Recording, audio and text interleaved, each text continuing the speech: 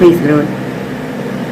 റോമാക്കാർക്ക് എഴുതിയ ലേഖനം 4-ാം അധ്യായം 19 മുതലുള്ള തിരുവചനങ്ങൾ ഒന്ന് ശ്രദ്ധിച്ചു വായിക്കണേ. ഞാനിപ്പോൾ വായിക്കാം. 100 വയസ്സായ തൻ്റെ ശരീരം മൃതപ്രായമായിരിക്കുന്നു എന്നും സാറായിയുടെ ഉദരം വന്ധ്യമാണെന്നും അറിയാമായിരുന്നിട്ടും അവൻ്റെ വിശ്വാസം ദുർബലമായില്ല. ഇങ്ങനെയുള്ളൊരു വിശ്വാസം ഉള്ളവർക്കാണ് കർത്താവ് അത്ഭുതം ചെയ്തു കൊടുക്കുക. ഇനി വിശ്വാസമില്ലാത്തവനെ പോലെ ദൈവത്തിൻ്റെ വാഗ്ദാനത്തിനെതിരായി അവൻ ചിന്തിച്ചതേയില്ല. മറിച്ച് ദൈവത്തെ മഹത്വപ്പെടുത്തിക്കൊണ്ട് അവൻ വിശ്വാസത്താൽ ശക്തി പ്രാപിച്ചു. അതാണുണ്ടായത്. നാം വിശ്വാസത്താൽ ശക്തി പ്രാപിക്കണം. അപ്പോഴേ നമ്മുടെ ഓരോ ബലിയിലും അത്ഭുതം നടക്കൂ. തുടർന്ന് നമുക്ക് കേൾക്കാം. വാഗ്ദാനം നിറവേറ്റാൻ ദൈവത്തിന് കഴിയുമെന്ന് അവന് പൂർണ്ണ ബോധ്യമുണ്ടായിരുന്നു. അതുകൊണ്ടാണ് അവൻ്റെ വിശ്വാസം അവന് നീതിയായി പരിഗണിക്കപ്പെട്ടത്.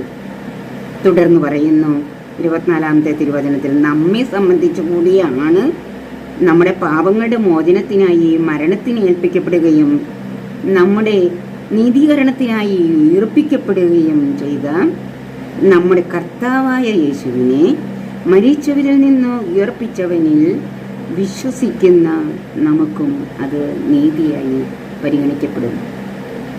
നമ്മുടെ വിശ്വാസം എത്രയോ താണതാണെന്ന് നാം മനസ്സിലാക്കണം. കാരണം എത്രയോ പ്രഭാതങ്ങളിൽ എത്രയോ ദിവ്യബലികൾ നാം സമർപ്പിക്കുന്നു. ആ ബലിയിലൂടെ നമുക്ക് വലിയ വലിയ അത്ഭുതങ്ങൾ, വലിയ വലിയ കാര്യങ്ങൾ സാധിച്ച് കിട്ടും. അത് നമുക്ക് നീതിയായി പരിഗണിക്കപ്പെടും എന്നാണ് നമ്മുടെ വിശ്വാസം ഉണ്ടെങ്കിൽ മാത്രം. ഒരിക്കൽ പോലും സാറായുടെ ഗർഭപാത്രത്തിന് ശക്തിയില്ലാതെ അവൾ പ്രായം കവിഞ്ഞിട്ടും 100 വയസ്സ് കഴിഞ്ഞിട്ടും എല്ലാം കൊണ്ടും ഇനി ഒരു കുഞ്ഞും ഉണ്ടാകില്ല, അബ്രാഹത്തോട് ചെയ്ത വാഗ്ദാനം എന്തായാലും നിറവേറ്റപ്പെടുകയില്ല എന്ന് വിചാരിച്ച് അതിനെതിരായി ചിന്തിച്ചില്ല. ദൈവത്തിൻ്റെ വാഗ്ദാനത്തിന് അവൻ വിശ്വസിച്ചു. അതുകൊണ്ട് ദൈവം അവന് അത് പ്രതിഫലമായി ഒരു കുഞ്ഞിനെ കൊടുത്തു. അവനിൽ നിന്നാണ് ആയിരങ്ങളും പതിനായിരങ്ങളും ഇന്നത്തെ തലമുറയും ഉണ്ടായത്. പ്രിയമുള്ളവരെ, കഴിഞ്ഞ എപ്പിസോഡിൽ ഞാൻ പറഞ്ഞു, അപ്പസ്തോലിക് മിഷൻ ഫയർ എന്ന എപ്പിസോഡിൽ 30-ാമത്തെ എപ്പിസോഡായിട്ട് ഞാൻ വിട്ട ഒരു മഹാത്ഭുതം, ഈശോ ഇന്നും നമ്മുടെ ഇടയിൽ ജീവിക്കുന്നു എന്ന ടൈറ്റിലോട് കൂടിയാണ് അത് വിട്ടിരിക്കുന്നത്. അത് നിങ്ങളൊന്ന് കേൾക്കണേ. അതിൽ പറഞ്ഞിരിക്കുന്ന സംഭവം, അത്ഭുതം ഇപ്രകാരം സംഭവിച്ചതാണ്. ഗർഭപാത്രത്തിന് ശക്തിയില്ലാതിരിക്കെ പ്രാർത്ഥിക്കുമ്പോൾ വചനം ഉരുവിട്ട് ദൈവത്തിൻ്റെ വാഗ്ദാനത്തിൽ വിശ്വസിച്ച് ഉരുവിട്ട് പ്രാർത്ഥിച്ചുകൊണ്ടിരിക്കുമ്പോൾ ട്യൂബ് പ്രഗ്നൻസിയിൽ ഉണ്ടായ ആ കുഞ്ഞായ ആ ഭ്രൂണം കറങ്ങി കറങ്ങി കറങ്ങി അവളുടെ ഉദരത്തിലേക്ക് പ്രവേശിക്കുന്നത് എനിക്ക് കാണാമായിരുന്നു. അതുകൊണ്ടാണ് നീ യൂറിൻ പാസ് ചെയ്ത് വരുമ്പോൾ വരിക എന്ന് ഞാൻ പറഞ്ഞത്.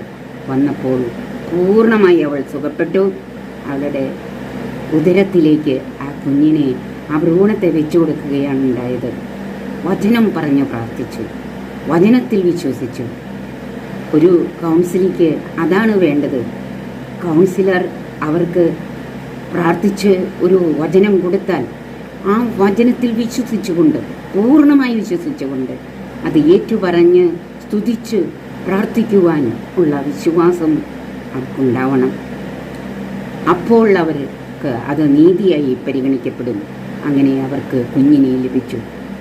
ഓപ്പറേഷനിലൂടെ അത് നിഷ്കാസനം ചെയ്യപ്പെടുക ആയിരുന്നു സംഭവിക്കേണ്ടത്. പക്ഷേ അത് അവർക്ക് വിശ്വാസത്തിന് അടയാളമായി ആ കുഞ്ഞിനെ നൽകപ്പെട്ടു. ഹല്ലേലൂയ.